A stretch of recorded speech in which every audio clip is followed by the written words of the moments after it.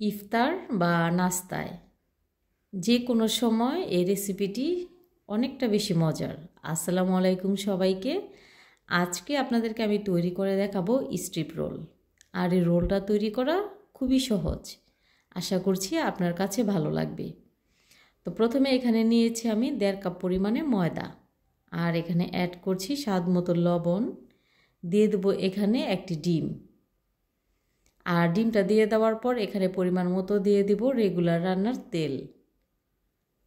তারপর এখানে অ্যাড করছি পানি, আর এই পানিটা নর্মাল পানি ব্যবহার করছি। আর পানিটা অল্প অল্প করে দিয়ে তারপরে এই খামিটা তৈরি করে নিতে হবে। একসাথে বেশি পানি দিতে যাবেন না, তাহলে কিন্তু খামিটা নরম হয়ে যেতে পারে। তো খামিটা সফটও হবে না, আবার নরমও হবে না, শক্ত একটি খামি তৈরি করে নিয়েছি। নেওয়ার পর উপরে তেল মাখিয়ে নিচ্ছি।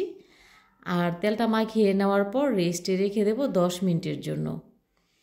তো ততক্ষণে আমি এই ভিতরের পুরটা তৈরি করে নিই। তো ভিতরের পুরটা তৈরি করার জন্য চুলে একটি প্যান বসিয়ে দিয়েছি। প্যানটা যখন গরম হয়ে এসেছে ওই পর্যায়ে এখানে অ্যাড করেছি রেগুলার রান্নার তেল।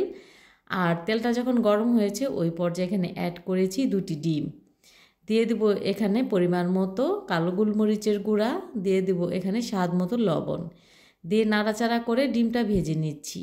ডিমটা যখন এরকম ভাজা হয়ে যাবে ওই পর্যায়ে এখানে আমি অ্যাড করব পেঁয়াজ কুচি, আর তারপর এখানে আমি অ্যাড করছি কাঁচামরিচ কুচি।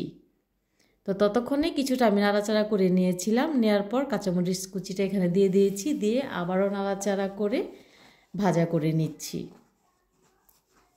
একটু ভেজে নেওয়ার পর এখানে অ্যাড করছি আগে থেকে সিদ্ধ করা আলু, আর আলুটা আমি ম্যাশ করে দিয়েছি। দিয়ে দিচ্ছি এখানে চাট মশলা, দিয়ে সবগুলো উপকরণ নাড়াচাড়া করে মিশিয়ে নিচ্ছি। তো এভাবে করে ভিতরের পুরটা আমার রেডি করা হয়ে গেছে। তো চুলা থেকে নামিয়ে নিচ্ছি।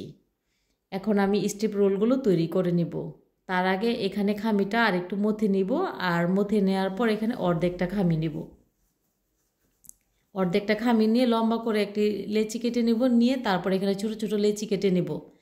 আপনারা আপনাদের পরিমাণ মতো লেচি কেটে নিতে পারেন। আমি অর্ধেকটা খামি থেকে এখানে 7 পিস তৈরি করব রোল।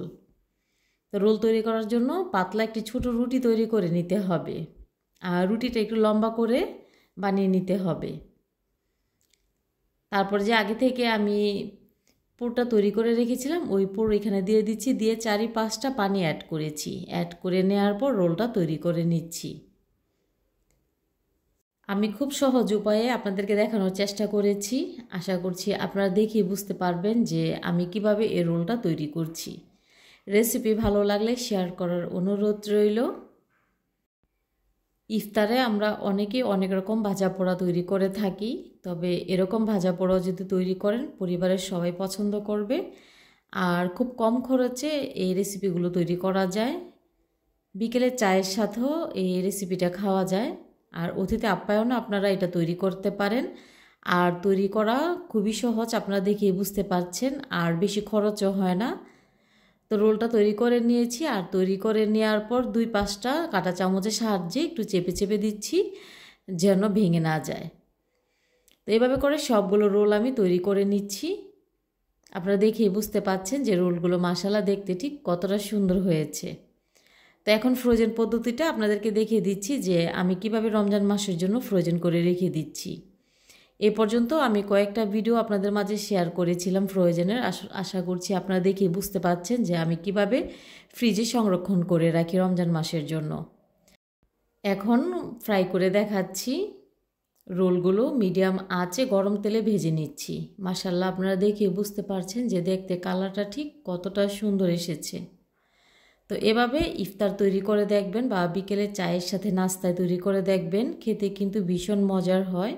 আর যে কেউ পছন্দ করবে এই নাস্তাটি। সবাই খুব ভালো থাকবেন, সুস্থ থাকবেন।